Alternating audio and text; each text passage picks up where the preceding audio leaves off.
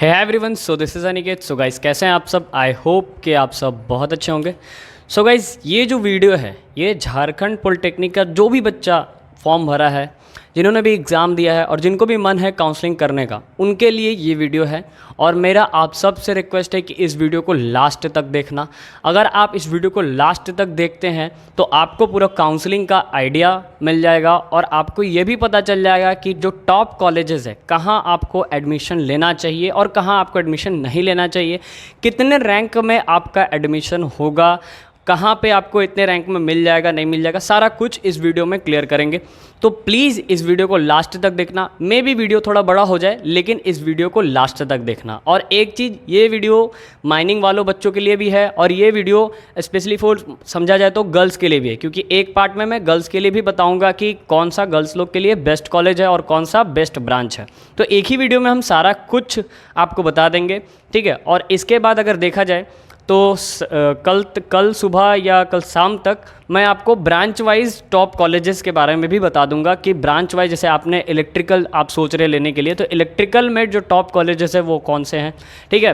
जैसे मान लो मैकेनिकल सोच रहे हो तो मैकेनिकल में टॉप कॉलेजेस कौन से हैं, वो सारा चीज़ जो होगा वो कल आप लोग का वो चीज़ अपलोड हो जाएगा, ठीक है। तो ज़्यादा देर ना करते हुए स्टार्ट करते हैं इस शानदार से वीडियो को और सीखते हैं कि आपने को काउंसलिंग कैसे करना है और अच्छे कॉलेज की तरफ मूव करते हैं। तो चलिए स्टार्ट करते हैं इस वीडियो को। सो गाइस, सबसे पहले समझते हैं काउंसलिंग के बारे में कि यार काउंसलिंग कैसे होता है, काउंसलिंग क्या है, पूरा डिटेल समझते हैं, ठीक है। क्योंकि देखो, आपको काउंसलिंग या तो साइबर से कराना है या आप अपने कोई ट्यूशन टीचर से कराएंगे, ठीक है। और अगर आपसे नहीं हो पाता, आप बहुत ज़्यादा कंफ्यूज रहते हैं, तो आप हमें भी कांटेक्ट कर सकते हैं। हमारा नीचे आपका नंबर आ रहा होगा, इस नंबर पे आप कॉल करके कांटेक्ट कर सकते हैं, हम भी आपका काउंसलिंग कर सकते हैं, ठीक है। तो पहले समझिए कि काउंसलिंग क्या होता है, कैसे काउंसलिंग करना है, ये जो डेट्स दिया हुआ है ये डेट का मतलब क्या होता है, काउंसलिंग करने के बाद क्या प्रोसेस होता है, सारा कुछ पहले आराम से समझिए, ठीक है। देखो, सबसे पहले एक चीज़ मैं क्लियर करूं, जो भी आपका रिजल्ट आया है, रिजल्ट में आपका कैटेगरी दिया हुआ होगा। एक होगा CML कैटेगरी, ठीक है, एक CML रैंक होगा आपका। CML का मतलब होता है certified merit list. Certified merit list का मतलब होता है कि झारखंड में जितने भी बच्चों ने फॉर्म भरा है उसमें आपका रैंक उस नंबर पे है। जैसे मान लो आपने लाया है 5000 रैंक लाया है, तो 5000 रैंक लाया है, इसका मतलब कि आप पूरे झारखंड में कितने नंबर पे हैं, 5000 नंबर पे हैं। फिर उसके बाद एक होता है आपका कैटेगरी रैंक। कैटेगरी रैंक, जैसे मान लो आपने OBC 1 अप्लाई किया था फॉर्म भरते वक्त, तो कैटेगरी का मतलब ये होता है कि आप अपने OBC 1 के कैटेगरी में उतने नंबर पे हैं, ठीक है। अब फिर मान लो जैसे आपका BC 2 आपने अप्लाई किया, तो आपका BC 2 का कैटेगरी अलग होगा। मान लो अगर आप SC ST हैं तो आपका SC ST का कैटेगरी अलग होगा। मान लो अगर आप EWS हैं तो आपका EWS का कैटेगरी अलग होगा, ठीक है। तो कैटेगरी आपको समझ में आ गया। कैटेगरी का मतलब कि आपके कैटेगरी, मतलब BC 1 वाले कैटेगरी के जितने भी झारखंड के स्टूडेंट हैं उसमें आपका क्या रैंक है। जैसे मान लो आपका कैटेगरी रैंक है 455, ठीक है। तो 455 का मतलब कि झारखंड में जितने भी BC 1 वाले बच्चे हैं उसमें आपका 455 नंबर पे आपका रैंक आ रहा है, ठीक है। इस तरह से हर कैटेगरी के लिए होता है। अब एक चीज़ होता है जिसमें लिखा रहता है TFW। तो TFW का मतलब होता है tuition fee waiver. Tuition fee waiver में क्या होता है, 10% रिलैक्सेशन होता है, जो हर कॉलेज में करीब 3 या 4 सीट रहता है TFW का। तो TFW उसके लिए होता है जिनका इनकम जो सर्टिफिकेट होता है ना, इनकम सर्टिफिकेट, जिनका इनकम लगभग समझिए तो 3 लाख से कम हो, ठीक है। मतलब ईयरली जो होता है 3 लाख से, ऐसे तो लिखा जाता है कि 8 लाख से कम हो, लेकिन आप जब एडमिशन लेने जाएंगे कॉलेज में तो वहाँ पे आपको 3 लाख से कम मांगेगा, ठीक है। हालांकि जनरली लोग 1 लाख से कम का ही बना के लेके जाते हैं, तो मेरा भी सजेशन आप लोग से यही रहेगा कि आप लोग 1 लाख से कम का इनकम बना के लेके जाएँ, तो आपको कॉलेज में कोई इशू नहीं होगा, ठीक है। तो मतलब जिनको TFW सीट लेना है वो, उनको कुछ ज़्यादा कोई डॉक्यूमेंट बनाने की ज़रूरत नहीं है। क्योंकि मेरे को बहुत सारे बच्चे पूछते हैं कि सर TFW रैंक का मतलब क्या होता है, अगर मेरे को TFW से सीट मिल गया तो मैं क्या करूँगा। तो TFW का मतलब ज़्यादा कुछ नहीं है। TFW का मतलब सिंपल यही समझो कि आपको वहाँ पे अपना इनकम सर्टिफिकेट शो करना होगा जिसमें आपका इनकम 3 लाख से कम होना चाहिए ईयरली, ठीक है, आपके पेरेंट का इनकम, ठीक है। तो वो चीज़ है। अब इसके बाद एक आता है DQ रैंक। DQ का मतलब होता है दिव्यांग कोटा। तो दिव्यांग कोटा का एकदम अलग कैटेगरी हो जाता है, उनके लिए रिलैक्सेशन रहता है, हर कॉलेज में 2 या 3 सीट रहता है, तो वो दिव्यांग कोटा अलग चीज़ है। फिर एक आता है आपका MCQ रैंक। तो MCQ जो रैंक होता है उसके लिए कोई सर्टिफिकेट बनाने की ज़रूरत नहीं है। MCQ का मतलब होता है मुस्लिम कोटा रैंक, ठीक है। तो मुस्लिम, अगर आप मुस्लिम हैं तो आपको माइनॉरिटी सेक्टर में एमसीक्यू के अंडर आपको सीट दिया जाता है, ठीक है। तो एमसीक्यू के लिए कोई आपको सर्टिफिकेट बनाने की ज़रूरत नहीं है। एमसीक्यू रैंक अपना वो हर मुस्लिम बच्चों के लिए होता है, ठीक है। आप चाहे अप्लाई करो ना करो, आपका एमसीक्यू बनेगा, ठीक। अच्छा, उसके बाद एक आपका जो रैंक होता है, एक होता है PWD rank, person with disability, वही डीक्यू कोटा होता है। तो कभी पीडब्ल्यूडी लिख देता है, कभी डीक्यू कोटा लिख देता है, तो उससे डरना नहीं है। और एक आपका रैंक जो होता है वो आपका डिफेंस पर्सन का होता है। तो डिफेंस, जैसे आपके पेरेंट्स डिफेंस में हैं तो उनके लिए 1-2 सीट हर कॉलेजेस में रहता है। तो ये आपका कैटेगरी है। अब सुनो, होता क्या है, जैसे आपका कुछ कैटेगरी होगा, सीएमएल होगा, कैटेगरी होगा, ईडब्ल्यूएस होगा, सारा कुछ होगा। इसके बेसिस पे आप क्या करेंगे, काउंसलिंग करेंगे। तो काउंसलिंग का जो डेट है, जैसे आपको यहाँ पे दिख रहा है कि झारखंड पॉलिटेक्निक में 3 काउंसलिंग होता है, एक first round, second round, third round. ये डेट क्या है आगे डिस्कस करेंगे। फिलहाल समझते हैं काउंसलिंग कैसे होता है। तो काउंसलिंग जब आप करेंगे तो काउंसलिंग करने के लिए आपको कुछ फीस देना पड़ेगा, जो कि फीस होगा 400 का जनरल, ईडब्ल्यूएस, BC1, BC2 के लिए 400 रुपये का फीस होगा। और अगर मान लीजिए अगर आप SC ST हैं या फिर आप फीमेल कैंडिडेट हैं तो आपको 250 रुपये का फ़ीस देना है। ये फ़ीस हर बच्चों को देना है जो काउंसलिंग में बैठना चाहते हैं, ठीक है। वो जैसे ही काउंसलिंग, मानो फर्स्ट राउंड काउंसलिंग वो करते हैं, तो जब तक वो फीस नहीं कटवाएंगे तब तक वो काउंसलिंग नहीं कर सकते हैं। अब काउंसलिंग का मतलब क्या होता है कि काउंसलिंग में आपके सामने बहुत सारे कॉलेजेस आएंगे, ठीक है। आपको सेलेक्ट करना है, गवर्नमेंट कॉलेज आएगा, गवर्नमेंट पॉलिटेक्निक, मान लो रांची चूज़ किया तुमने, फिर गवर्नमेंट पॉलिटेक्निक धनबाद चूज़ किया तुमने, तो ऐसे करके कॉलेज का लिस्ट आते जाएगा, ठीक है। अब हर कॉलेज में ब्रांच अलग अलग रहता है, तो हर कॉलेज में आपको ब्रांच चूज़ करना होगा कि जैसे मान लो रांची में आपको इलेक्ट्रिकल चाहिए, फिर आपको इलेक्ट्रिकल ही चाहिए तो धनबाद में आपको इलेक्ट्रिकल चाहिए, फिर आपको बोकारो में इलेक्ट्रिकल, मतलब जैसे आपको इलेक्ट्रिकल चाहिए तो रैंक बाई रैंक आपको क्या करना होगा, कॉलेज चूज़ करना होगा। मान लीजिए आपने 10 या 15 कॉलेजेस चूज़ कर दिया, चूज़ करके अपना चॉइस फिलिंग जो आपने कर लिया, करके आपने उसको अपलोड कर दिया, ठीक है, आपको वो फिक्स हो गया। अब उसके बाद आपका अलॉटमेंट लेटर आता है, ठीक है। अलॉटमेंट लेटर में अगर आपको सीट मिलता है तो वहाँ पे लिखा हुआ रहेगा कि हाँ आपको इस कॉलेज में, जैसे मान लो आपको रांची में सीट मिला तो वहाँ लिखा रहेगा कि गवर्नमेंट पॉलिटेक्निक रांची में आपको सीट मिला है। अगर आपको जनरल से मिला तो लिखेगा कि सीट अलॉटेड यूआर मतलब आपको जनरल से सीट अलॉट हुआ। मान लो आपको ईडब्ल्यूएस से सीट अलॉट हुआ है तो आपको वहाँ लिखा रहेगा ईडब्ल्यूएस से सीट अलॉट हुआ है, ठीक है। फिर आपका मान लो SC ST से हैं तो आपको SC ST से सीट अलॉट हुआ, माने जिस भी कैटेगरी से आपका सीट अलॉट होगा वो लिखा रहेगा। और जो चीज़ उसमें लिखा हुआ है, जिस कैटेगरी का उसमें लिखा हुआ है, उस कैटेगरी का आपको सर्टिफिकेट होना चाहिए जब आप डॉक्यूमेंट वेरिफिकेशन में जाएंगे तो, ठीक है। डॉक्यूमेंट वेरिफिकेशन के ऊपर भी मैं बता दूंगा और काउंसलिंग के ऊपर और अच्छे से मैं एक वीडियो क्लियर करके बता दूंगा कि किस तरीके से काउंसलिंग करते हैं। जब काउंसलिंग का लिंक एक्टिव होगा तो मैं वहाँ पे पूरा वीडियो बनाकर किसी एक बच्चे का पर्टिकुलरली बता दूंगा, ठीक है। तो टेंशन नहीं लेना है। तो अभी समझते हैं कि जो डेट दिया हुआ है, इस डेट का मतलब क्या है। देखो, स्टार्टिंग डेट दिया है जो फर्स्ट राउंड काउंसलिंग का, वो दिया है 8 तारीख 6वां महीना 2023, मतलब 8 जून को आपका स्टार्टिंग डेट है।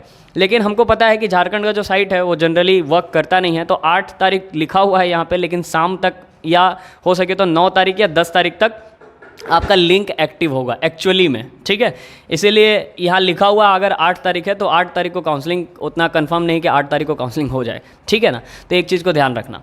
तो स्टार्टिंग जो फर्स्ट राउंड है वो 8 तारीख को होगा और इसका लास्ट डेट जो काउंसलिंग का है वो है 16 तारीख, 16 जून। तो ये जो डेट दिया है ना 8 से 16, 8 से 16 में आपको करना क्या है, 8 से 16 में आपको कॉलेज चूज़ करना है, ओनली कॉलेज चूज़ करना है, ठीक है। आप कॉलेज चूज़ कर रहे हैं बस, ठीक है। उसके बाद मान लीजिए आपने कॉलेज चूज़ किया, आपके भैया दीदी या कोई टीचर ने बताया कि नहीं बेटा तुम जो भी कॉलेज तुमने चूज़ किया है वो थोड़ा सा ऊपर नीचे कर दो, गलत है, तो उसको आप एडिट कर सकते हैं। अगर मान लो आपने सेव कर भी दिया था तो उसको आप एडिट कर सकते हैं 17 से 18 तारीख के बीच में, ठीक है। ये एडिट है, एडिट का डेट है। और एडिट करने के बाद 22 तारीख को आपका अलॉटमेंट लेटर आएगा। ये ऐसा दिया हुआ है लेकिन मेरे हिसाब से 22 को ना 23 को आ जाए या फिर 24 को आएगा। तो 22 को आपका अलॉटमेंट लेटर आएगा। अलॉटमेंट लेटर कब आएगा, जब आपको कॉलेज में सीट मिलेगा तब। अगर आपको कॉलेज में सीट नहीं मिला है तो आपको अलॉटमेंट लेटर नहीं आएगा।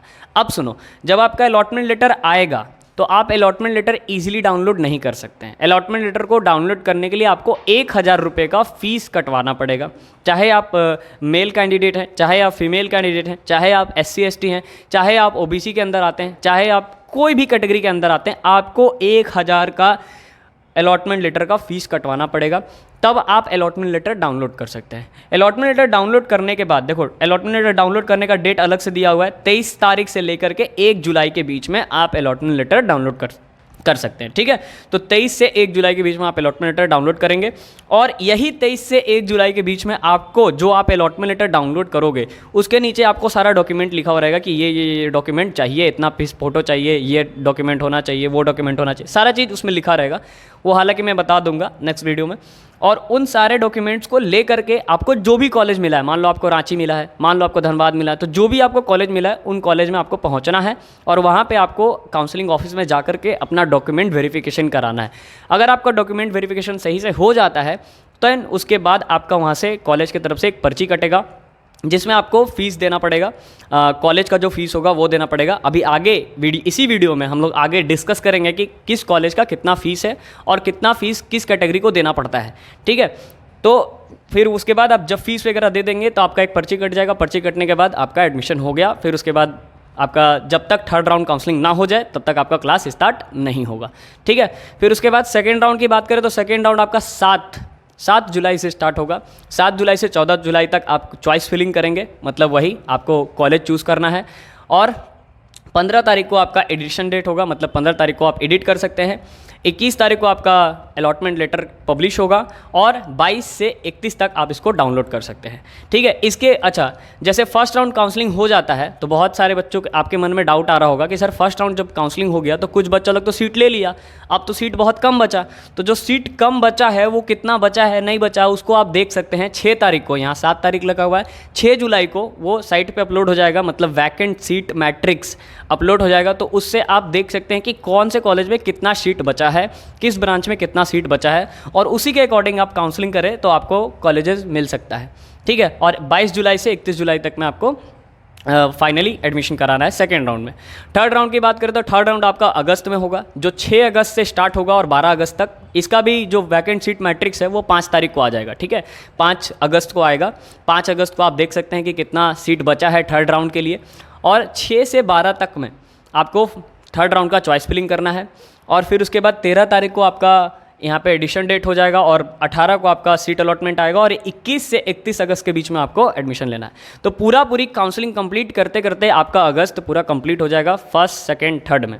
ठीक है, ये डेट में भी बढ़ भी सकता है क्योंकि झारखंड सरकार का बात अलग है। ठीक है, तो ये डेट बढ़ भी सकता है। झारखंड सरकार का बात अलग नहीं है, जेसीसीबी साइट का बात अलग है। ठीक है, क्योंकि जेसीसीबी में कभी भी ये चीज़ अच्छे से हुआ नहीं है। पहली बार ऐसा हो रहा है कि first round, second round, third round counselling का तीनों का एक साथ डेट दे दिया गया।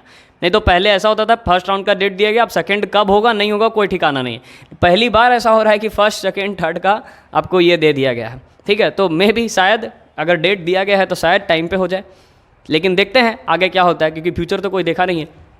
अच्छा, इसके बाद मैं यहाँ पे एक चीज़ और बताऊँगा। बहुत सारे बच्चों के मन में ये डाउट रहता है कि सर मेरा रैंक 10,000 आया है, क्या मैं काउंसलिंग करूँ, फर्स्ट राउंड काउंसलिंग करूँ, सेकेंड राउंड काउंसलिंग करूँ, कौन सा काउंसलिंग करूँ जिसमें मेरे को सीट मिल जाए। तो बच्चा एक चीज़ मैं क्लियर यहाँ पे बताऊँगा, CML के बेसिस पे मैं बताऊँगा कि अगर आपका CML रैंक जो है, अगर आपका CML रैंक 1 से 10,000 के बीच में है, ठीक है, कितने के बीच में, 1 से 10,000 के बीच में है, तो आप फर्स्ट राउंड काउंसलिंग में रिस्क ले सकते हो, रिस्क। ठीक है, लेकिन 1 से 5,000 जिसका है, 1 से 5,000 वाला का कंफर्म चांसेस रहेगा कि मिलेगा उनको सीट, अगर कैटेगरी वगैरह है कुछ तो उनको मिलेगा। लेकिन 1 से 10,000 अगर आपका रैंक है तो आप फर्स्ट राउंड में चांस ले सकते हैं। 10,000 से 20,000 या फिर समझिए कि जिनका नहीं मिला है फर्स्ट राउंड में वो बच्चे, और 10,000 से 20,000 वाले बच्चे सेकेंड राउंड में देंगे, और 20,000 से 30,000 वाले बच्चे या फिर 20,000 से 22,000 वाले बच्चे, क्योंकि लास्ट इस बार तो 22 या 27,000 तक ही आई थिंक मेरे हिसाब से आया है।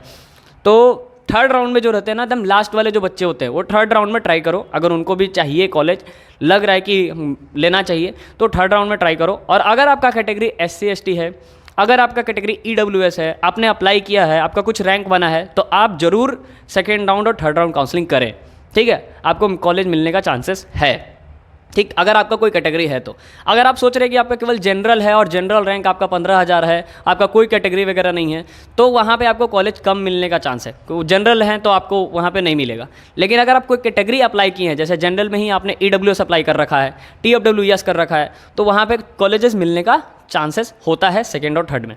ठीक है, फर्स्ट राउंड में वही बच्चे अप्लाई करें जिनका 1 से 10,000 के बीच में है।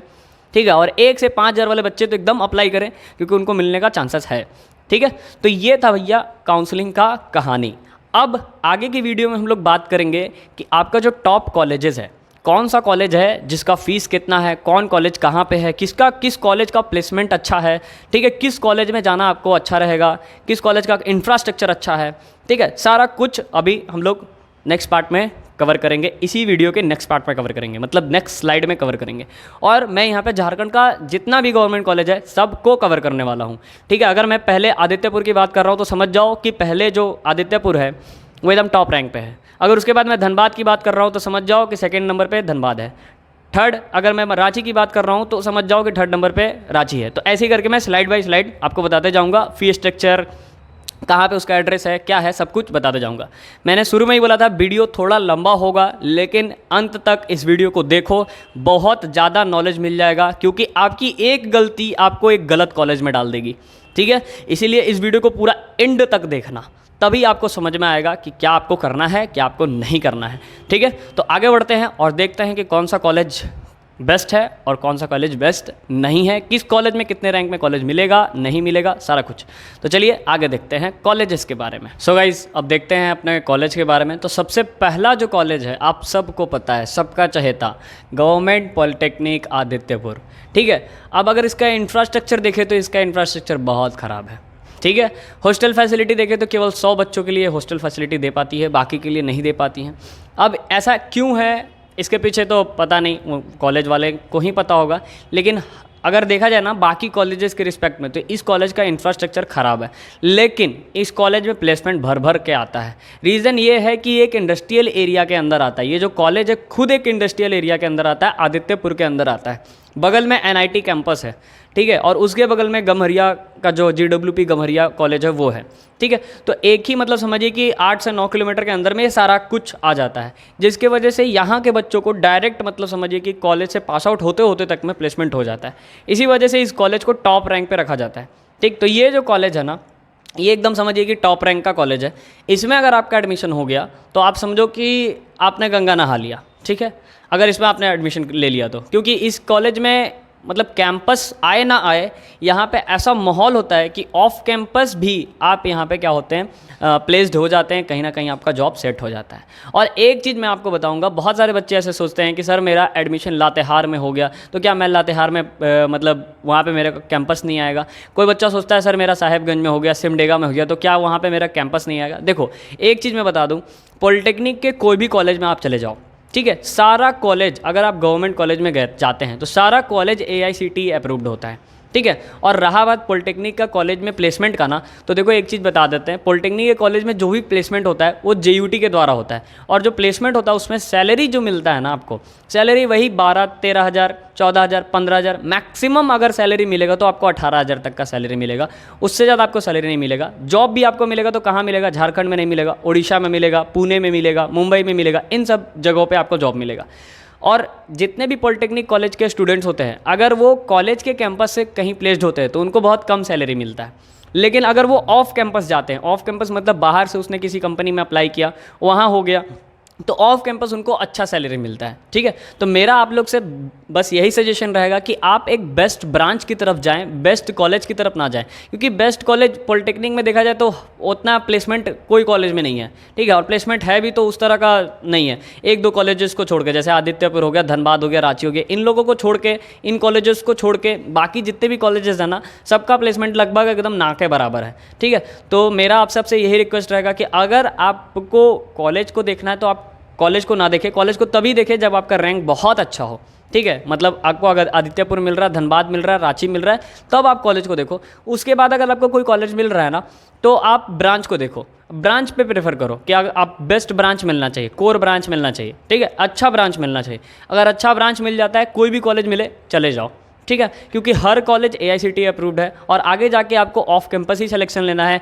या फिर आगे जाके आपको BTech ही करना है, ठीक है। तो इसीलिए सीधा सीधी बात, आप ब्रांच पे फोकस करें, ठीक। अब थोड़ा सा इसका बात कर लेते हैं कि यार इसमें कौन कौन सा ब्रांच ऑफर किया जाता है। तो देखा जाए तो यहाँ पे कंप्यूटर साइंस एंड इंजीनियरिंग बहुत ही अच्छा ब्रांच है, इसको ऑफर किया जाता है, लेकिन डिप्लोमा लेवल पे ये ब्रांच उतना भी अच्छा नहीं है। अगर देखा जाए तो ये BTech लेवल पे बहुत ही तगड़ा ब्रांच है। तो अगर आप यहाँ से डिप्लोमा करके फिर बीटेक करना चाहते हैं तो ये ब्रांच बहुत अच्छा है, कंप्यूटर साइंस एंड इंजीनियरिंग। दूसरा है आपका इलेक्ट्रिकल इंजीनियरिंग, तो ये बहुत खतरनाक ब्रांच है, इलेक्ट्रिकल हमेशा चलता है। और दूसरा है आपका मैकेनिकल इंजीनियरिंग, और मेटल है तो सेटल है, मेटलर्जी। तो मेटलर्जी तो भैया चला तो चांद तक, नहीं चला तो बोल ही नहीं सकते, लेकिन मेटलर्जी हमेशा चलता है क्योंकि मेटल है तो सेटल है, ठीक है। इसीलिए आपका ये जो 3 ब्रांच है ना, इलेक्ट्रिकल, मैकेनिकल, मेटलर्जी, ये तीनों बहुत अच्छा ब्रांच है। अगर ये आपको मिल रहा है आदित्यपुर में तो एकदम आंख मूंद के ले लो। सीएस भी मिल रहा है तो कोई दिक्कत नहीं है, सीएस भी अच्छा ब्रांच है, सीएस भी ले सकते हो। अगर आपको पहले से डिमांड है कि आपको सॉफ्टवेयर इंजीनियर बनना है या आईटी सेक्टर में जाना है तो आप कंप्यूटर साइंस एंड इंजीनियरिंग ले लें, बहुत अच्छा ब्रांच है। तो ये 4 ब्रांचेज ऑफर करता है गवर्नमेंट पॉलिटेक्निक आदित्यपुर, ठीक है। हर ब्रांच में यहाँ पे 45 करके सीट्स होती है, जबकि अदर कॉलेज की बात करें तो वहाँ पे 60 करके सीट होती है, लेकिन यहाँ पे 45 सीट होता है, ठीक है। और ये सीट बढ़ भी सकता है, घट भी सकता है, क्योंकि अगले बार का अगर वैकेंट सीट होगा तो उस बेसिस पे सीट बढ़ भी जाता है, घट भी जाता है। अगर फीस स्ट्रक्चर की बात करें तो यहाँ पे फीस स्ट्रक्चर को ध्यान से समझे। ये अलॉटमेंट लेटर का फीस देने के बाद का फीस है, जब आप कॉलेज में जाएंगे वहाँ जो आप पर्ची कटाएंगे उसका फीस है, ठीक है, उसको ध्यान से समझना। अगर आप जनरल कैटेगरी यूआर के अंदर आते हैं, अगर आप BC1 हैं या BC2 हैं, और ये केवल मेल के लिए है, मेल मतलब केवल लड़कों के लिए है। अगर आप जनरल BC1 BC2 के अंदर आते हैं तो आपको एडमिशन फ़ी 5 रुपये का देना होगा, ट्यूशन फीस 2400 रुपये का देना होगा, और स्पेशल फ़ी 200 रुपये, और कॉशन मनी मतलब जो सिक्योरिटी मनी होता है वो आपको 200, और टोटल आपको 2805 रुपये देने पड़ेंगे। तो जाके आपको इस कैटेगरी माने UR BC1 या BC2 में इतना पैसा लगेगा, 2805 रुपया। 1000 आपका अलॉटमेंट का, और 2805 इधर, और आपका 400 रुपया जो लग रहा है काउंसलिंग का, ठीक है। तो मोटा मोटी मान के चला जाए तो लगभग 5000 रुपये अगर लेके चलते हैं first round, second round, third round counselling को लेकर के, तो 5000 रुपये तक में आपका सारा कुछ हो जाएगा, अगर आप जनरल या BC1 या BC2 कैटेगरी से बिलोंग कर रहे हैं तो, ठीक है। अच्छा, SC ST अगर आप हैं तो ये SC ST में भी केवल मेल कैंडिडेट के लिए उनका जो एडमिशन फ़ी होता है वो 5 रुपये का होता है, ट्यूशन फ़ी 600 रुपये का होता है, स्पेशल फ़ी 200 रुपये का, और कॉशन मनी 200 रुपये का, टोटल 1005 रुपये उन्हें लगता है।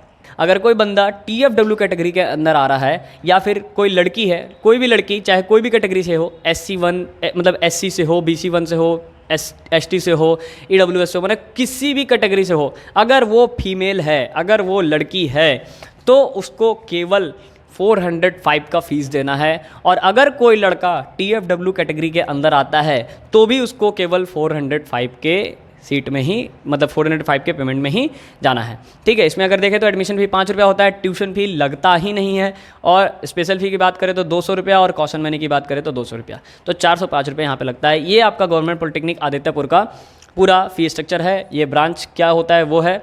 और अगर इसको और डिटेल में आपको समझना है तो आप सिंपल गूगल में जाएं, गवर्नमेंट पॉलिटेक्निक आदित्यपुर सर्च करें, वहाँ पे उनका वेबसाइट आ जाएगा। वेबसाइट पे जाके आप देख सकते हैं इंफ्रास्ट्रक्चर क्या है, प्रिंसिपल कौन है, क्या फैसिलिटी होती है, क्या प्लेसमेंट होता है, अगले साल क्या प्लेसमेंट हुआ है नहीं हुआ है, सारा कुछ आपको वेबसाइट पर मिल जाएगा, ठीक है। इसके बाद हम अपने नेक्स्ट कॉलेज पर मूव करते हैं और देखते हैं कि हमारा नेक्स्ट कॉलेज कौन सा है। तो चलिए मूव करते हैं नेक्स्ट कॉलेज पर। गाइज, इसके बाद जो हमारा नेक्स्ट कॉलेज होता है वो होता है गवर्नमेंट पॉलिटेक्निक धनबाद। देखो, बहुत सारे टीचर इसको नेक्स्ट में गवर्नमेंट पॉलिटेक्निक रांची को रखते हैं, बहुत सारे टीचर धनबाद को रखते हैं, बहुत कोई दुमका को रख देता है, बहुत कोई निरसा को रख देता है, तो जिसको जैसा। लेकिन मैं यहाँ पे इस बेसिस पे धनबाद रख रहा हूँ क्योंकि मैं सब कुछ देख रहा हूँ, इंफ्रास्ट्रक्चर, लोकेशन और प्लेसमेंट, सारा कुछ। तो जनरली टीचर्स प्लेसमेंट को देख करके रखते हैं, तो आगे पीछे होते रहता है। मैंने शुरू में ही बोल दिया, केवल 3 कॉलेज पे देखो, 3 कॉलेज में प्लेसमेंट अच्छा होता है, आदित्यपुर, धनबाद और रांची। बाकी की अगर बात करें तो बाकी में उस तरह से नहीं होता है। मैं यहाँ पे वुमेंस कॉलेज की बात नहीं कर रहा हूँ, ठीक है। वुमेंस कॉलेज को छोड़ करके बाकी कॉलेजेस की अगर बात करें तो बराबर है प्लेसमेंट। चलिए यहाँ पे देखते हैं ब्रांच क्या क्या है। तो ब्रांच है कंप्यूटर साइंस, इलेक्ट्रिकल, मैकेनिकल और मेटलर्जी, मेटल है तो सेटल है, और सिविल। तो ये बहुत ही अच्छा ब्रांच ऑफर करता है गवर्नमेंट पॉलिटेक्निक धनबाद, क्योंकि यहाँ पे लगभग देखा जाए तो सारे के सारे कोर ब्रांच ही है, एक आध को छोड़ के। तो ब्रांच यहाँ पे क्या क्या है आपका, computer science, electrical, mechanical, metallurgy और सिविल। तो अगर आप चाहते हैं कि अगर आप इन सब में से किसी ब्रांच को लेना चाहते हैं तो आप धनबाद की तरफ स्विच कर सकते हैं। अच्छा, फीस की अगर बात करें तो सेम फीस, देखो फीस हर कॉलेजेस का लगभग सेम रहता है, लेकिन आदित्यपुर में ना थोड़ा सा ज़्यादा फीस लिया जाता है। ये जो स्पेशल फ़ी का आप देख रहे हो ना कैटेगरी, तो स्पेशल फ़ी कुछ कॉलेज लेते हैं, कुछ कॉलेज नहीं लेते हैं, ठीक है। और ये अपडेट होते रहता है, ठीक है, ये अपडेट होते रहता है। ये जगह के बेसिस पे डिपेंड करता है और जगह के बेसिस पे कॉलेजेस में आता है। तो आप धनबाद में जाओगे तो मे भी आपसे ये 200 रुपये का स्पेशल फ़ी ले भी सकता है, नहीं भी ले सकता है। अगर नहीं लेगा तो आपका 2605 का पेमेंट होगा, और अगर लेगा तो आपका 2805 का पेमेंट होगा। ठीक है, यहाँ पे भी वही, अगर लेता है तो आपका कम हो जाएगा, और नहीं लेता है तो जैसे यहाँ पे नहीं लेगा तो 205 का हो जाएगा। तो ये चीज़ आप लोग खुद से देख सकते हैं। ठीक है, कभी भी मांग भी सकता है, नहीं भी मांग सकता है। ठीक, लेकिन बाकी सारा फीस आपको लगेगा ही लगेगा। ठीक, अच्छा एक चीज़ मैं आप लोगों को यहाँ पे क्लियर कर दूँ कि अगर आपसे गवर्नमेंट पॉलिटेक्निक कॉलेज में आप जा रहे हैं एडमिशन के लिए, और अगर आपसे ज़्यादा फीस मांगा जा रहा है, कुछ एक्स्ट्रा फीस मांगा जा रहा है, ठीक है, तो वहाँ पे आप उस चीज़ को चेक कर सकते हैं, इस चीज़ को देख करके मिला सकते हैं कि आपसे क्या चीज़ का फ़ीस लिया जा रहा है। अगर ज़्यादा है तो फिर वहाँ पे आप इंक्वायरी भी बिठा सकते हैं। ठीक है, उसके लिए टेंशन नहीं लेना है। हर जगह पे जो रहते हैं काउंसलर, ऑफिस में जो काउंसलर लोग रहते हैं वो लोग आपका साथ देंगे। अगर आप लोग आवाज़ उठा देंगे कि सर मेरा एडमिशन फ़ी इतना है, ट्यूशन फ़ी इतना है, स्पेशल फ़ी इतना है, कॉशन मनी इतना है, तो टोटल इतना होना चाहिए, तो आप इतना काहे ले रहे हैं, तो उसमें आवाज़ उठा सकते हैं, कोई दिक्कत नहीं होगा। ठीक, तो ये चीज़ हो गया, ये गवर्नमेंट पॉलिटेक्निक धनबाद के लिए हो गया। अब आगे जो मूव करेंगे हम लोग बात करेंगे किसके लिए, गवर्नमेंट पॉलिटेक्निक रांची के लिए। तो आगे देखते हैं गवर्नमेंट पॉलिटेक्निक रांची के बारे में। सो गाइस, जो हमारा नेक्स्ट कॉलेज है वो है हमारा गवर्नमेंट पॉलिटेक्निक रांची, जहाँ पे आपको ब्रांच मिलेगा computer science, electrical engineering, mechanical engineering, और यहाँ पे एक बहुत ही अच्छा ब्रांच मिलता है इलेक्ट्रॉनिक्स एंड कम्युनिकेशन इंजीनियरिंग। बहुत सारे बच्चों को इलेक्ट्रॉनिक्स एंड कम्युनिकेशन के बारे में पता ही नहीं है, लेकिन ये जो ब्रांच है ना, बहुत ही अच्छा ब्रांच है। अगर इस ब्रांच से आप बीटेक करते हैं तो आपको बहुत ही अच्छा पैसा मिलता है, और डिप्लोमा में भी इस पर मतलब है स्कोप। तो इलेक्ट्रॉनिक्स एंड कम्युनिकेशन इंजीनियरिंग भी एक अच्छा ब्रांच है, लोगों को पता नहीं है इसलिए वो लोग करते नहीं हैं, लेकिन अच्छा ब्रांच है। आप चाहो तो स्विच कर सकते हो, देख सकते हो, कर सकते हो। फिर उसके बाद सिविल होता है। तो ये टोटल 5 ब्रांच आपको कहाँ मिलता है, रांची में। और फीस की अगर बात करें तो फीस एकदम सब कॉलेज का सेम ही होता है। ठीक है, यहाँ भी वही चीज़, आपसे स्पेशल फी लिया भी जा सकता है, नहीं भी लिया जा सकता है। तो अगर ले तो भी दिक्कत नहीं है, नहीं ले तो भी दिक्कत नहीं है। मोटा मोटी अंदाज़ा लेके चलिए, इतना आपको फीस लगेगा ही लगेगा। ठीक है, आगे हम लोग बात करते हैं नेक्स्ट कॉलेज, और नेक्स्ट कॉलेज देखते हैं कि कौन सा होगा। सो गाइज़, हमारा जो नेक्स्ट कॉलेज है वो थोड़ा सा कन्फ्यूजिंग है, क्योंकि इसको मैंने जो 4th नंबर पे रखा है, तो बहुत सारे बच्चे मेरे को कमेंट सेक्शन में कमेंट करके भर देंगे, इसको कैसे आपने 4th नंबर पे रख दिया, 4th नंबर पे तो कोई और होना चाहिए था। ठीक है, तो देखो यहाँ पे जो इसमें मैंने 4th नंबर पे रखा है, इसलिए रखा है क्योंकि देखो अगर 4th नंबर पे देखा जाए तो गवर्नमेंट पॉलिटेक्निक निरसा धनबाद, जो निरसा का कॉलेज है वो 4th नंबर पे होना चाहिए था, डिजर्विंग है वो। लेकिन मैंने उसको इसलिए नहीं रखा क्योंकि मैंने उसको अलग से माइनिंग कैटेगरी के लिए रखा है। ठीक है, माइनिंग वाले बच्चों के लिए अलग से मैंने उसको रखा है। ठीक है, तो इस बेसिस पे मैं यहाँ पे दुमका रख रहा हूँ। अगर देखा जाए तो दुमका और निरसा लगभग बराबर कैटेगरी पे हैं, तो अगर आपको दुमका मिल रहा है तो भी ठीक, निरसा मिल रहा है तो भी ठीक। दोनों में से किसी भी कोई भी कॉलेज अगर आपको मिल रहा है तो दोनों का लेवल एकदम सेम ही है। ठीक है, दोनों का एकदम इंफ्रास्ट्रक्चर वगैरह सब कुछ लगभग सेम है। तो आप ज़्यादातर निरसा की तरफ फोकस करें, ना मिले तब फिर आप दुमका में जाएँ। ठीक है, आगे देखें तो ब्रांच इसमें क्या क्या देता है, computer science, electrical engineering, mechanical engineering, civil engineering. और फी स्ट्रक्चर की बात करें तो as it is same fee structure होता है। ठीक है, देख सकते हैं आप, यही लगभग सेम फी स्ट्रक्चर होगा, वही 200 बढ़ेगा या 200 घटेगा। ठीक, तो आगे देखते हैं, आगे जो हमारा कॉलेज होगा, आगे हमारा कौन सा कॉलेज होगा उसको देख लेते हैं। सो गाइस, अब जो हमारा नेक्स्ट कॉलेज है वो भी कॉलेज पे बहुत ज़्यादा मारपीट हो सकता है कि सर आपने इसको क्यों रख दिया। तो इसके पीछे भी रीज़न है, क्योंकि देखो बहुत सारे लोगों को जानकारी नहीं होती है तो लोग रख देते हैं। लेकिन मैं लगभग वहाँ के मेरा क्या है ना कि पिछले 5 सालों से मैं पॉलिटेक्निक का बेसिकली बहुत सारे स्टूडेंट्स का रिज़ल्ट या फिर बहुत सारे स्टूडेंट्स को पढ़ा रहा हूँ, तो थोड़ा बहुत आइडिया है। ठीक है, बहुत सारे टीचर से भी जान पहचान है, तो थोड़ा बहुत आइडिया है कि कहाँ क्या प्लेसमेंट रहता है, नहीं रहता है। तो इस बेसिस पे मैं यहाँ पे बता रहा हूँ। बाकी जिसका जैसा ओपिनियन, भाई किसी को बोल तो नहीं सकते हैं ना। तो देखो गवर्नमेंट पॉलिटेक्निक खुर्ती बोकारो को मैंने यहाँ पे नेक्स्ट रैंक पे क्यों रखा है, क्योंकि देखो ये भी एक इंडस्ट्रियल एरिया के अंदर आता है, और यहाँ जो ब्रांच है ना ऑटोमोबाइल, ये लोगों को पता नहीं है इन ब्रांच के बारे में। ये जो ऑटोमोबाइल ब्रांच है ये बहुत ही तगड़ा ब्रांच है, और झारखंड में इकलौता यही एक कॉलेज है जहाँ पे ऑटोमोबाइल ब्रांच पढ़ाया जाता है। ऑटोमोबाइल ब्रांच का मतलब क्या होता है आपको शायद पता भी नहीं होगा। ऑटोमोबाइल ब्रांच का मतलब ये होता है कि जैसे आप कोई भी गाड़ी का बॉडी डिज़ाइन कर रहे हैं, ठीक है, जो मैकेनिकल होता है, मैकेनिकल में क्या होता है कि आप उसका इंफ्रास्ट्रक्चर डिज़ाइन करते हैं, किसी भी गाड़ी का बॉडी का इंफ्रास्ट्रक्चर डिज़ाइन करते हैं। लेकिन ऑटोमोबाइल जो होता है ना उसका इंटीरियर डिज़ाइन करता है। जैसे मान लो सिविल इंजीनियर, तो सिविल इंजीनियर क्या करते हैं, बिल्डिंग बनाते हैं, और जो आर्किटेक्चर वाले होते हैं वो क्या करते हैं, उसका इंटीरियर डिज़ाइन करते हैं। तो उसी तरह से यहाँ पे है, जो मैकेनिकल होता है वो क्या करता है, इंफ्रास्ट्रक्चर तैयार करता है किसी भी गाड़ी का या कोई भी सिस्टम का या कोई भी समझो तो बिल्डिंग का या कोई भी इंडस्ट्री का। लेकिन जो ऑटोमोबाइल होता है उसका डिज़ाइनिंग करता है। ठीक है, तो ऑटोमोबाइल एक बहुत ही अच्छा ब्रांच है। अगर आप ऑटोमोबाइल को बहुत अच्छे से पढ़ते हैं तो बहुत सारे कंपनी में ऑटोमोबाइल वालों को अच्छा जॉब मिलता है। यहाँ तक कि इसरो, DRDO, नेवी जैसे जगहों पे ऑटोमोबाइल वालों का रिक्वायरमेंट होता है। तो अगर आपको मैकेनिकल इंजीनियरिंग प्लस ऑटोमोबाइल दोनों मिल रहा है तो आप ले लें, ठीक है। और ऑटोमोबाइल भी मिल रहा है तो भी ठीक है। और कंप्यूटर, यहाँ पे देखो कंप्यूटर साइंस नहीं है, ये कंप्यूटर इंजीनियरिंग है। कंप्यूटर साइंस एंड इंजीनियरिंग अलग चीज़ है, उसमें सॉफ्टवेयर की बात करी जाती है। और कंप्यूटर इंजीनियरिंग में क्या होता है, सॉफ्टवेयर प्लस हार्डवेयर, मतलब सॉफ्टवेयर के साथ साथ थोड़ा बहुत आपको जैसे कोडिंग भी आपको सिखा दिया गया और थोड़ा बहुत आपको मदरबोर्ड वगैरह को बनाने भी सिखाया जाता है। तो कंप्यूटर इंजीनियरिंग थोड़ा सा अलग है कंप्यूटर साइंस के जैसा, लगभग मतलब समझो तो सिलेबस सेम ही रहता है, डिमांड भी लगभग सेम ही है। तो कंप्यूटर इंजीनियरिंग थोड़ा अलग है, ठीक। तो ये 3 ब्रांच ऑफर होते हैं। और क्या रीज़न था जो इसको मैंने इस रैंक पे रखा, तो आप सबको मैंने बता ही दिया। बाकी फ़ीस वगैरह का तो वही चीज़ है, हर कॉलेज के लिए वही है भैया फ़ीस के लिए, तो फ़ीस का बात ही छोड़ देते हैं। अब आगे देखते हैं नेक्स्ट कॉलेज अपना क्या होगा। सो गाइज़, अपना जो नेक्स्ट कॉलेज है वो है गवर्नमेंट पॉलिटेक्निक सिमडेगा। देखो अगर देखा जाए ना, तो मैं इस कॉलेज का रैंकिंग अगर करूँ तो मैं इस कॉलेज का रैंकिंग 4th या 5th नंबर पर कर सकता हूँ, क्योंकि ये कॉलेज समझिए तो ब्रांच भी बहुत अच्छा है। और इस कॉलेज में क्या है ना कि अभी ये रिसेंट में बना हुआ कॉलेज है। रिसेंट माने 8 साल 10 साल पहले ये कॉलेज बना है। और 8 साल 10 साल पहले ये कॉलेज बनने के बावजूद इस कॉलेज से बहुत ही अच्छा रिजल्ट निकला है। और इस कॉलेज में अगर ब्रांच की देखें ना तो सिविल, इलेक्ट्रिकल, मैकेनिकल जैसे ब्रांच हैं। यहाँ पे भी एक बहुत ही अच्छा ब्रांच होता है इलेक्ट्रिकल एंड इलेक्ट्रॉनिक्स इंजीनियरिंग, मतलब आपको इलेक्ट्रिकल के साथ साथ इलेक्ट्रॉनिक्स का भी नॉलेज दिया जाता है, ठीक है। मतलब इलेक्ट्रिकल भी आप जान रहे हैं और इलेक्ट्रॉनिक्स भी जान रहे हैं, इलेक्ट्रॉनिक्स जैसे कि थोड़ा बहुत कोडिंग वगैरह ये सब भी आप जान रहे हैं। तो ये काफ़ी अच्छा ब्रांच होता है और यहाँ से बच्चों का प्लेसमेंट होता है। ये जो कॉलेज है इससे प्लेसमेंट होता है। देखो ये कॉलेज को पीछे रखने का रीज़न बस यही है कि इस कॉलेज का लोकेशन अगर देखा जाए तो थोड़ा रूरल एरिया में है। ये लड़कियों के लिए कॉलेज उतना प्रेफरेबल नहीं होता है। अगर लड़कियाँ मान लो धनबाद की हैं, रांची की हैं, बोकारो की हैं, तो उनके लिए जो सिमडेगा जैसा लोकेशन है, अगर सिमडेगा के आसपास की हैं तो उनके लिए बेटर कॉलेज है ये।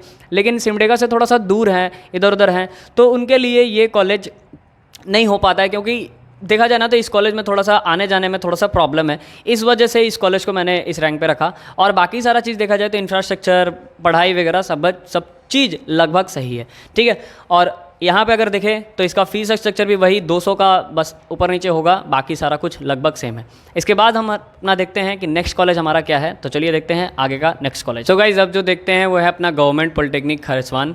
तो अगर गवर्नमेंट पॉलिटेक्निक खरसवान की अगर बात करें ना, तो इस कॉलेज को मेरे को थोड़ा सा ना घुटन लग रहा है, इसलिए क्योंकि इस कॉलेज को थोड़ा सा पीछे रखना चाहिए था, लेकिन मैंने आगे इसलिए रख दिया क्योंकि ये इसका अगर लोकेशन देखा जाए तो लगभग जमशेदपुर के आसपास ही है, ठीक है। और यहाँ जो ब्रांच है वो शायद खास ब्रांच तो नहीं है, लेकिन हाँ कंप्यूटर इंजीनियरिंग यहाँ पे है, इलेक्ट्रिकल इंजीनियरिंग है और इलेक्ट्रॉनिक्स एंड कम्युनिकेशन इंजीनियरिंग है। तो एक मतलब समझो तो इंफ्रास्ट्रक्चर के बेसिस पे अच्छा कॉलेज है, लेकिन इसके जगह पे मे भी लातेहार हो सकता था, गवर्नमेंट पॉलिटेक्निक लातेहार हो सकता था, क्योंकि लातेहार में ब्रांच अच्छा है। लातेहार को बस पीछे इसलिए रख रहा हूँ मैं क्योंकि उसका लोकेशन सही नहीं है, ठीक है। झारखंड से काफ़ी आउट में पड़ता है। तो जो भी बच्चे मान लो जैसे इधर से बिलोंग करते हैं, इस साइड से बिलोंग करते हैं, जैसे मान लो धनबाद साइड से बिलोंग करते हैं, बोकारो साइड से बिलोंग करते हैं, रांची साइड से बिलोंग करते हैं, जमशेदपुर साइड से बिलोंग करते हैं, तो उनको लातेहार जैसे लोकेशन में जाने में थोड़ा इशू होता है, ठीक है। अगर लड़का लोग है तो उन लोगों को इशू नहीं है, लेकिन अगर कोई बच्चा मान लो डाल्टनगंज साइड का है, ठीक है, लातेहार साइड का है, तो उन लोग के लिए, पलामू साइड का है, तो वो लोग के लिए लातेहार एक अच्छा कॉलेज है, ठीक है। बस लोकेशन की वजह से लातेहार थोड़ा पीछे है, ठीक है, और कोई इशू नहीं है, क्योंकि इधर का कोई बच्चा अगर जाता है तो लगभग बहुत आने जाने में खर्च हो जाता है, तो इस वजह से लातेहार उतना सही नहीं है। तो लातेहार और खरसवान लगभग मतलब समझो कि सेम कैटेगरी है, ठीक है ना। थोड़ा सा पहले मैंने रख दिया, आप चाहो तो अगर आपको लातेहार मिल रहा है तो आप जा सकते हैं। बाकी फीस वगैरह का वही यही चीज़ है भैया, ठीक है। इसके बाद का कॉलेज आपको पता ही होगा, खरसवान के बाद कौन सा कॉलेज आएगा, खरसवान के बाद आपका लातेहार आएगा और लातेहार के बाद आपका साहेबगंज आएगा। तो देखते हैं लातेहार में क्या है और साहेबगंज में क्या है, जल्दी से देख लेते हैं। सो गाइस, अपना जो लातेहार है, लातेहार का अगर बात करें तो लातेहार में अपना सिविल है, इलेक्ट्रिकल है, मैकेनिकल है और कंप्यूटर साइंस है, ठीक है। और बाकी फीस वगैरह का तो यही सारा चीज़ है, और मैंने लातेहार का कहानी बता ही दिया कि काफ़ी आउट पे पड़ता है। और इसके बाद अपना आ जाता है आपका एक कॉलेज जिसका नाम है साहेबगंज, गवर्नमेंट पॉलिटेक्निक साहेबगंज। तो वो भी काफ़ी दूर है, इसीलिए लोग वहाँ पे भी जाना प्रेफर नहीं करते हैं। तो साहिबगंज हो गया आपका, ठीक है।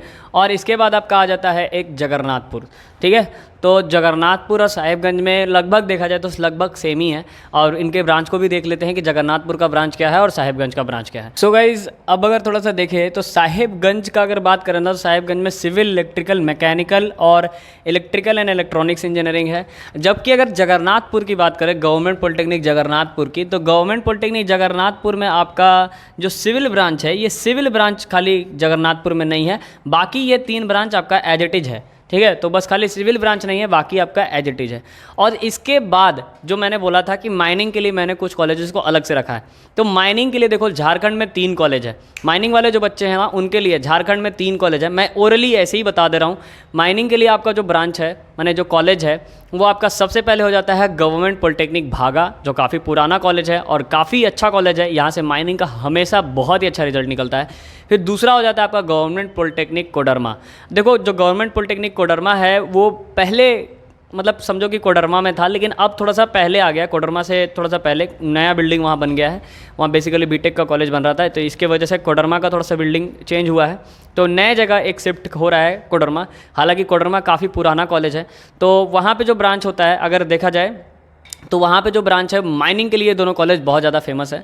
ठीक है, और अगर भागा का ब्रांच देखा जाए तो भागा में क्या होता है कि आपको माइनिंग पढ़ाया जाता है, कंप्यूटर इंजीनियरिंग माइनिंग पढ़ाया जाता है, कंप्यूटर इंजीनियरिंग पढ़ाया जाता है और फूड टेक्नोलॉजी पढ़ाया जाता है। ठीक है, और यही अगर आपको यहाँ देखें, कोडरमा देखें, तो कोडरमा में आपको माइनिंग पढ़ाया जाता है, कंप्यूटर इंजीनियरिंग पढ़ाया जाता है और इलेक्ट्रॉनिक्स एंड कम्युनिकेशन इंजीनियरिंग पढ़ाया जाता है। ठीक है, और उसके बाद जो 3rd नंबर पे माइनिंग के लिए कॉलेज है वो आपका निरसा है, और निरसा में बाकी आपका सिविल मैकेनिकल भी है, तो निरसा सिविल मैकेनिकल के लिए भी अच्छा है और माइनिंग के लिए तो भैया है ही। ठीक है, लेकिन माइनिंग के लिए ये 2 बेस्ट कॉलेज है, भागा और कोडरमा। तो भागा और कोडरमा, जो भी बच्चा माइनिंग के लिए सोच रहा है वो भागा पहले प्रेफर करे, फिर उसके बाद कोडरमा प्रेफर करे, देन उसके बाद निरसा प्रेफर करे। ठीक है, अब गर्ल्स के लिए अगर बात करें तो देखो गर्ल्स के लिए यहाँ पे क्या है कि गर्ल्स के लिए बेसिकली 3 से 4 कॉलेजेस हैं। सबसे पहले अगर बात करें ना तो गर्ल्स के लिए सबसे पहला जो कॉलेज है वो हो जाता है government women polytechnic Ranchi. Government women polytechnic Ranchi काफ़ी अच्छा कॉलेज है, वहाँ पे लड़कियाँ स्विच कर सकती हैं, जो उनको ब्रांच चाहिए वो ब्रांच भी प्रेफरेबल वहाँ पे ब्रांच होता है। गवर्नमेंट वुमेन पॉलिटेक्निक रांची के बाद जो दूसरा ब्रांच होता है, मतलब दूसरा जो कॉलेज होता है वो होता है आपका government women polytechnic Gamharia. Gamharia जो है वो बेसिकली आदित्यपुर में, मतलब गम्हरिया आदित्यपुर के जस्ट बगल में ही है, तो अब जमशेदपुर का कॉलेज है वो। तो government women polytechnic Gamharia 2nd college होता है लड़कियों के लिए। और 3rd कॉलेज अगर देखा जाए तो आपका गवर्नमेंट वुमेन पॉलिटेक्निक बोकारो है। ठीक है, GWP बोकारो। और अगर 4th कॉलेज देखा जाए लड़कियों के लिए तो है गवर्नमेंट वुमेन पॉलिटेक्निक दुमका, जो नया बना है। तो ये 4 कॉलेज है, पहला हो गया GWP रांची, दूसरा हो गया GWP गम्हरिया और तीसरा हो गया GWP बोकारो और चौथा हो गया GWP दुमका। तो ये लड़कियों के लिए 4 कॉलेज है। अगर आप इन कॉलेज में से कहीं भी जाना चाहते हैं तो आप इसका गूगल पे सर्च वगैरह करके देख सकते हैं, और या फिर आपको इन सब पे डिटेल वीडियो चाहिए तो आप प्लीज़ कमेंट सेक्शन में कमेंट अपना पिन कर सकते हैं, मैं वहाँ पे डिटेल बता दूंगा लड़कियों के लिए। और अगर आपको ये भी डिटेल चाहिए कि सर इलेक्ट्रिकल के लिए बेस्ट कॉलेज बताओ, मैकेनिकल के लिए बेस्ट कॉलेज बताओ, सिविल के लिए बेस्ट कॉलेज बताओ, तो नीचे कमेंट सेक्शन में कमेंट करके बताओ। और आपका कितना रिजल्ट आया है, क्या आपका रैंक रहा है वो भी बताओ। मैं सबका रिप्लाई करूँगा कि आपको कॉलेज मिलेगा नहीं मिलेगा, कहाँ जाना चाहिए नहीं जाना चाहिए, कौन से राउंड में बैठना चाहिए कौन से राउंड में नहीं बैठना चाहिए, सारा कुछ। सो गाइज़ अगर आपको ये वीडियो अच्छा लगा होगा, थोड़ा सा भी अच्छा लगा होगा, तो प्लीज़ इस वीडियो को लाइक करें, सब्सक्राइब करें और शेयर करें। Thanks for watching this video guys.